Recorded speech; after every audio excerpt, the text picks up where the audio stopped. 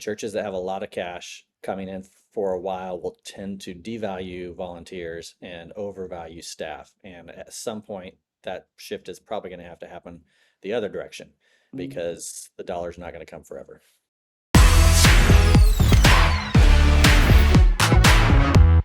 Well, hey, everybody. Welcome to today's episode of the LeadingSmart Podcast, Season 3, Leading in Real Time. Tim Stevens is on the road. Guys, this is a big deal because it is 7:41 a.m. where Tim is. And Yes, West usually, Coast. I'm actually in Canada. usually he doesn't open his eyes, maybe. Before I was going to say open your mouth, but open your eyes before Well, like 9 a.m. I was gonna say I don't schedule anything on my calendar before 9. However, we're gonna do a couple things like this. I actually am doing meetings at 5 a.m. West Coast time because my client, it's 8 a.m. their time, and I'm committed to be in their meetings. So I'm doing a few of those here in the next few months. Guys, that's the service that you get at LeadingSmart is dedication. 5 a.m. wake up times for you, our wonderful clients. Yeah. But so I learned something new this morning before we press record that in Canada you cannot buy Diet Dr. Pepper, which is your favorite, No. but you can buy Dr. Pepper Zero. Nice. Right. Zero sucre. So, and it's fine. It tastes a little sweeter than Diet Dr. Pepper, but it's good. Yeah, it's awesome. Like the caffeine. That's all we need. All right. Well, today's episode is going to be very tactical. And here's the deal, guys. If Tim can teach me this concept on this episode, then anybody can learn it. Because we've said here often that Tim is the brains and I am the mouth. And today we're going to talk about math. I do not agree to that, but you said it. Yeah. We're going to be talking about math, and that's like Tim's favorite thing. Even though Tim does not have a college degree, and I do. This guy, probably because I would imagine you would have been bored in college because you're so smart. But anyway, we're going to be talking about staffing percentages. We'll We never talk know. about this in almost every discovery call that I do. This topic comes up, which is, hey, Holly, we're sitting at about this when it comes to personnel of our overall operating budget. Is that healthy? Is it unhealthy? And we unpack that a lot together. So that's the topic that we're going to talk about today. And again, here at LeadingSmart, we're not going to be super prescriptive and say you absolutely must be in this exact number, but we are going to give you some good guardrails to keep in mind of wherever you are in your growth phase as a church. So with that, Tim, how do you want to start this conversation today? Well, we're going to talk about benchmarks today. And so they're not perfect. They're not true for every situation, but they're good like guidelines. Guidelines might be a better word than benchmarks. So when I'm talking to a church, or we're talking to a church that is questions about staffing, there's typically two questions we ask pretty quickly, and they take a little bit of math. One is, what is the percentage that you're paying for staff relative to your overall budget? And in that number, if it's like a church I'm working with right now, they have a preschool and they have some food service, and they have another church has a very large Christian school. Like, we take out all of the entities, anything that's not church related, and take out those budgets as well. So we're just looking at the church operating budget, and we're looking at the number of staff the amount of money that we're spending at the for church staff. And when I say money, it's like fully loaded, which means all of your benefits, all of your money that you pay to send them to conferences, if you bonus them any money that you're spending on personnel, what is the percentage of that? Church I worked with just a few days ago, I think the church we worked with together, it was 53.6%, if I recall right, 53%. So you just kind of start with like, what is that number? And you're going to hear different things based on the type of church. A multi-site church might say, healthy wise, we need to be somewhere around 40 to 45%. I've heard churches as low as 30% that are multi-site, where they've just got things so efficient and so dialed in, and they've got central services, so they don't have to have, like a life church, they don't have to have 37 accounting teams. They have one accounting team for 37 locations. So it's pretty efficient. And churches, when I was at Granger, we were somewhere in between 55 to 60% was typical. Usually tried to stay around 55%. We were in a place where we purposely, intentionally paid better salaries in order to retain gifted people. Mhm. and kept our building costs low, so we had a little bit more margin there. So, but what that number is and what direction it's going. So, church I'm heading out to again next week, they're at about 63% and it's growing. And so that's like flashing light on the dashboard. You've probably got to either through attrition or do some layoffs to get that back down because that's going to squeeze all of your money out of ministry because you've got above that you've got fixed costs that you can't change, your electric and your building cost and your mortgage and your insurances and your legal and liability and all that. And then usually you end up with maybe 10% for 10 to 12% for ministry. And as that staff grows, the 10% or 12% shrinks. And then Mhm. the staff you have are frustrated because there's no money for them to actually do the ministry. Yeah, and just a quick clarification there. When you said, "And it's growing," at first I heard when I heard that, I thought, "Oh, the church is growing." No, the budget for personnel is growing, and so that was Yes. where it gave you a flashing light of pause because the church was not growing at the rate that the personnel budget was growing. Yeah, and sometimes you're like, well, we didn't hire anyone new. Like we're paying exactly the same. We didn't give raises. Why is that percentage going up? It's because your giving's going down. Mhm. And so that percentage is gonna that static number is gonna stay the same. The percentage is gonna get higher. So that's an important number to look at. I mean, and that's not hard to calculate. You just have to have access, obviously, to your budget and find out sometimes things are like here, there, and everywhere. You might have like your salaries allocated per department, like student salaries over here and mission salaries over here. So you got to pull all that together. If you have money for conferences or training, you got to pull all that in. So you got to find all of the numbers and then take that total and calculate that percentage and then track it over time, see which direction it's going. And you'll get a sense for your church of what's a comfortable percentage. It's like, okay, 52%, that's great. When we get to 55%, starts getting uncomfortable. We're having to make some cuts elsewhere. And then at a different church, it might be 45%. So Mhm. you just have to kind of calculate that over time. A couple technicalities, because these are the follow-up questions that I always get when we have these conversations. One is, well, what about part-time versus full-time? And so, and we did this with a church last week that's got quite a bit of part-time staff. It's throw everybody on a spreadsheet and then divide it by 40. So you're kind of like lumping That's all the the numbers. Oh, sorry. that's the next calculation we're going to talk Oh, about. pause. Look at me getting ahead with Look calculating. at you get hit. But for this one, that's a good point. Like make sure it's fully loaded. So part-time, contracted, like if you're paying a bunch of musicians to be there every Sunday, you're paying a bunch of people to be in the nursery every Sunday, you're paying, I don't know that you need to like include snow removal contracts and things like that. But anyone that you consider, it's like the people, they're part of your team, whether they're contracted part-time, full-time. Mhm. Even if you have a volunteer staff, but it costs some money to have them on the team, you're paying for their staff meetings, you're paying for their staff retreats, things like that. And then the other technicality that we often get into, which you alluded to this a minute ago, but just to be overly clear, benefits would, like benefits would go into that number, right?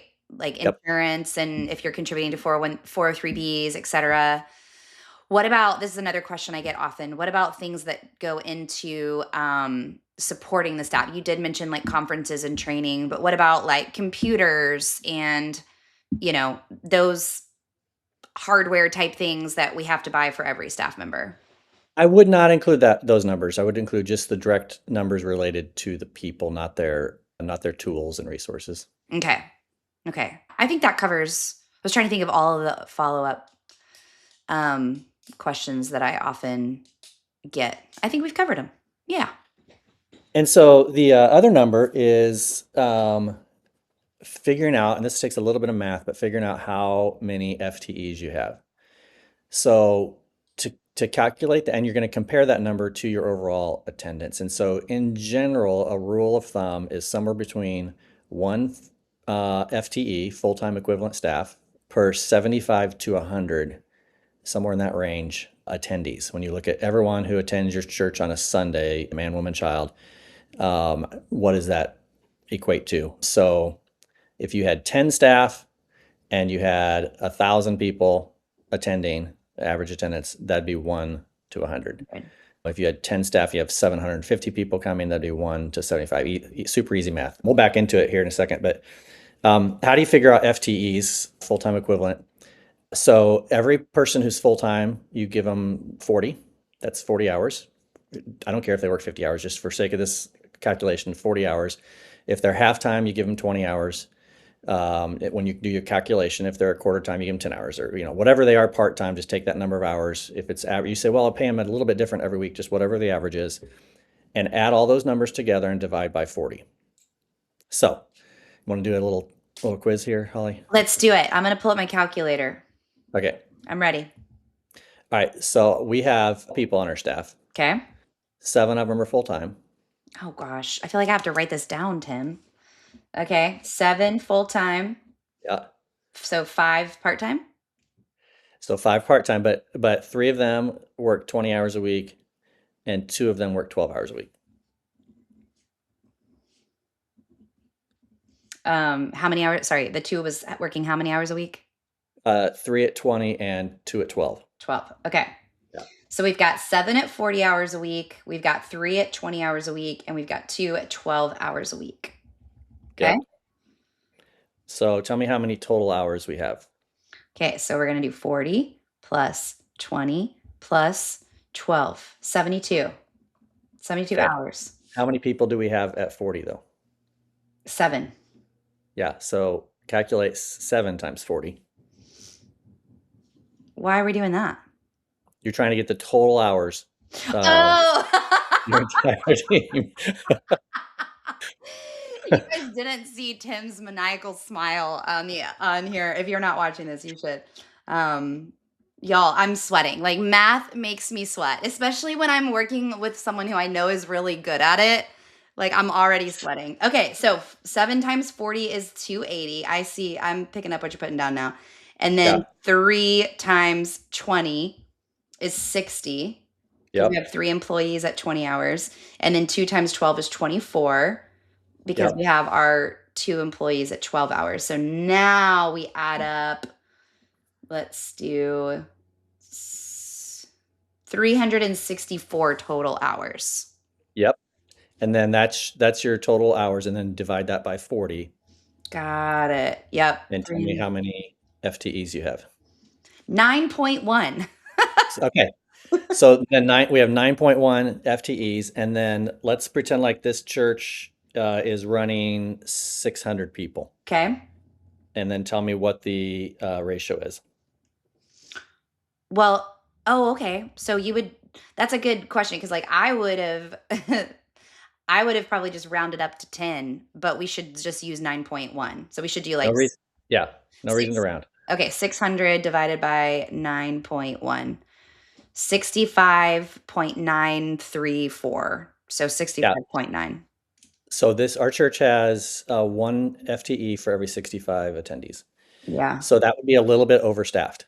Yeah. When that number gets lower, that means you're overstaffed. When that number gets higher, it means you're leaner. Mhm. And so 75 to 100. When I first went to Willow, on what our attendance was pre-COVID, because we got there when there were 0 people, but pre-COVID attendance, we were about 1 to 53. So we were, 1 to 30 something. I think it was 38. We were significantly overstaffed. Reduction, some people left, but then we also reopened post-COVID with a much lower attendance than we thought, and then we were at 1 to 53. And then we had to work overtime to get that number. Attendance was going up, but we also still had to reduce staff to get it into that range. And you're going to find, we've heard the term, simple church versus like a highly programmed church. A highly programmed church is going to be that number is going to be lower. They're going to have a lower ratio. And a simple church, they're going to be a lot leaner because they don't run so many programs. And so you have to. I remember a church I worked with in Atlanta several years back doing their succession, and they had 40 full-time facility staff that were just turning the building over, and cleaning it and maintaining it and all that, because they were highly programmed. That was like a hallmark of their church. It was part of their strategy, it's like, so the cost for that is you're going to be paying a lot more for staff. Your percentage of staff is going to be a lot higher, and your ratio of staff is going to be more fat. You're going to have more staff per attendee. And I appreciate you saying that, and that's one of the things I love about Leading Smart is that we aren't prescriptive, because I'm thinking of a church that I worked with earlier in 2025, and part of their mission and strategy is that they have tons of partnerships with nonprofits in the city. And so that requires a lot more, or they've decided, to acquire a lot more building space than the average simple church.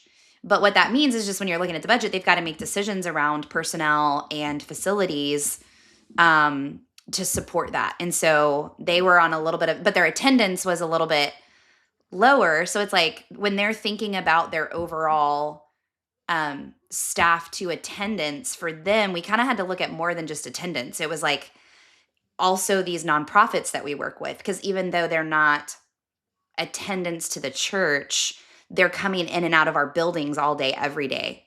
And so it's different from what you said at the beginning with entities, because like it's not like the church had like, this is our, food service kitchen. That wasn't it. It was more of these alliances and partnerships that were using their space. Well, there has to be staff in order to support that, even though they're not folks coming and attending on Sundays. And so it's different for every church based on Yeah. your, what you've decided your mission and your strategy is. Which is why it's so important that you don't just hear like what your neighbor down the street, your pastor friend down the street's like, oh, well, we're at 53%. And then you go back to your team and you say, we've got to be at 53%. Like maybe, Right. but maybe not. You Yeah. got to look at the whole picture. And when I think about entities, to Paul, anything that is tended to be self-supported.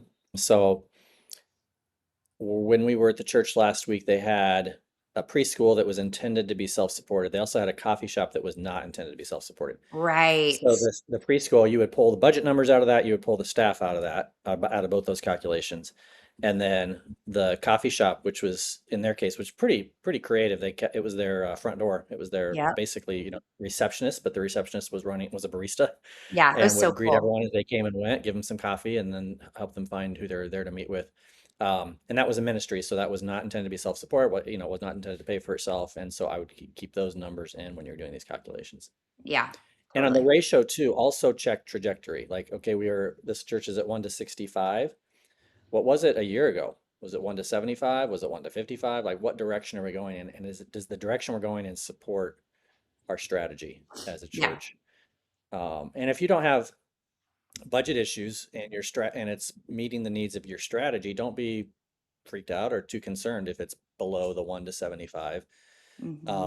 But when you start to have your budget starts to get squeezed and you're like, okay, are we overstaffed? It seems like it's been when you have a lot of dollars, you're gonna make different decisions about bringing people on staff. You're gonna typically highlight because it's efficient and it's quality control and all of that. And churches that have a lot of cash coming in for a while will tend to devalue volunteers and overvalue staff. And at some point, that shift is probably going to have to happen the other direction Hmm. because the dollar's not going to come forever. Yeah. As someone who numbers drain my energy, I will say if you're listening to this and you're with me on that, this is so important because I can't think of anything, well, maybe like a moral failure, but other than a moral failure happening on your team, I can't think of anything more hurtful to your team culture or morale than having to do layoffs besides maybe a moral failure. And that's why this is so important because we don't want to get bloated out of a really exciting vision or negligence, and even if it's unintentional, and then we look up a year or two from now and we're having to go through cuts or layoffs, your high capacity bought in team members are then going to be fearful, potentially leave if they're like, oh man, our executive team has not been stewarding our resources wisely. And so that's not to say you're never going to have to go through those seasons. We've both been in organizations where we've had to do that, and it wasn't because of negligence, it was just because of external, you know, things that we all had to face. I know a lot of churches have had to go through that since COVID. So it's not that you're never going to avoid it, but to be intentional about these ratios and these numbers as just a North Star, as just like you said, guardrails, to just help hold us accountable for stewardship when it comes to our budget and our people. And let's talk about that for a minute. If you do have to go through that, and it might be minor, it might be, we have 40 people on staff and we just have maybe there's four, we have to like eliminate four positions.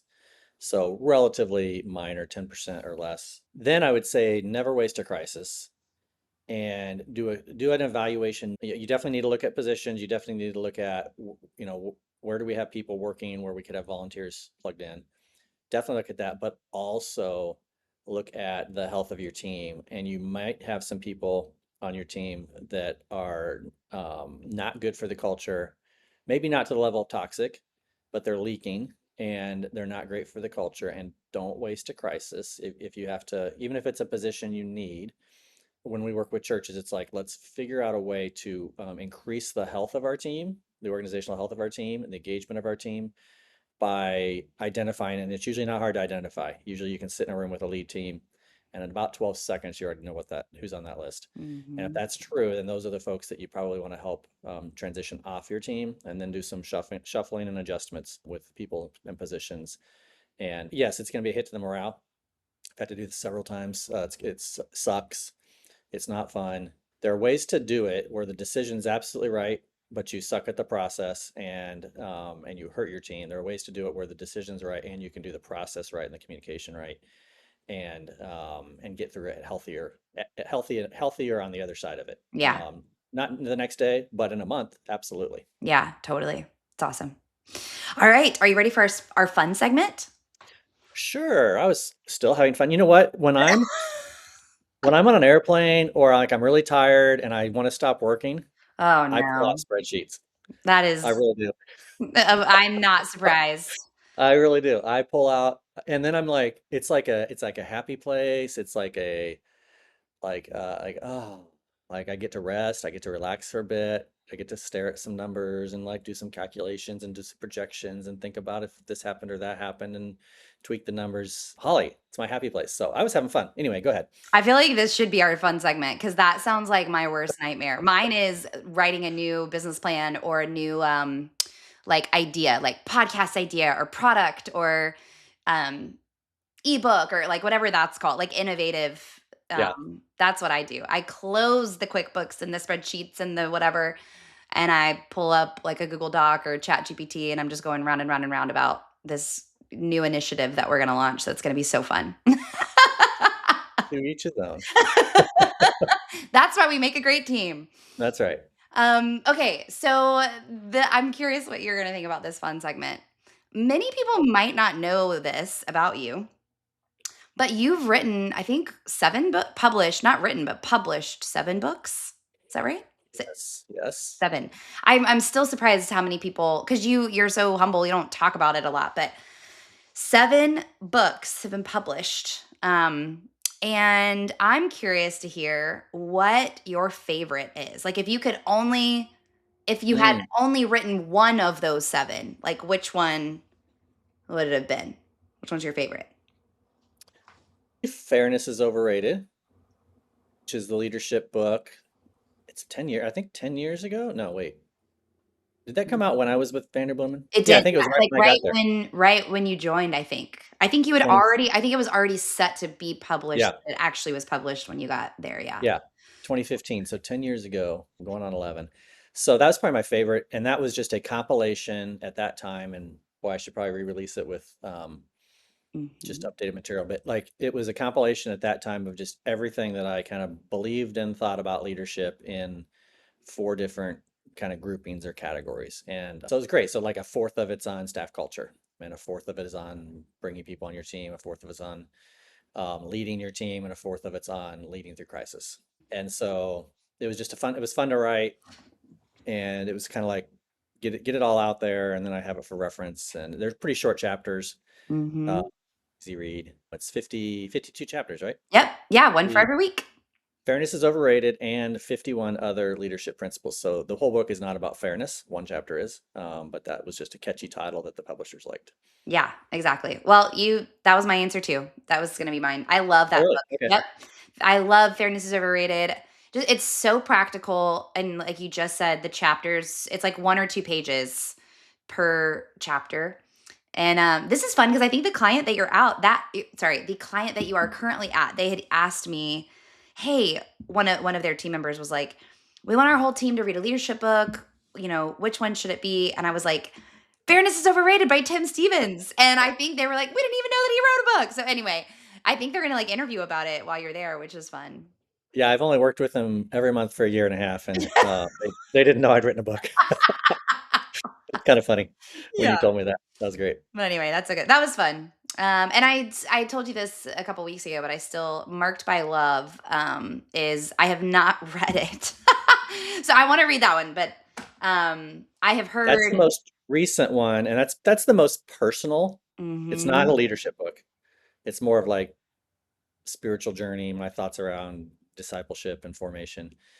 That one came out in 2018, so it's whatever the math is, 8 years old. So my question for you Oh, is, 10 years from now, oh you're Lord, still a I young don't think woman I'm ready for in this your question. 40s. Um, Gotta go. Bye, and, Tim. and I'm asking you, what's the favorite one of your books that you've written? What book are you going to tell me about? Oh my gosh. Well, I feel like for years because I've helped people write a lot of books. Like Yeah, I've been a helped. ghostwriter. Yeah. Well, I wouldn't say a ghostwriter, but I would say like a producer, if that's a thing for books. Okay, yeah. I feel like I feel like if I was in the film industry, that's probably the role that I would be, is like a producer. And so I feel like I've done that with, man, one, two, three, four, at least four, maybe five books for other leaders that I've worked with and alongside. But and I've wondered and thought like, I don't know. And it was maybe like 9 months ago where I was like, oh, I think I finally have like an inkling of what this might be. So still working on what the meat of it will be. But my company is called the Ready Network. And I'm obsessed with the idea of what does it look like to be ready.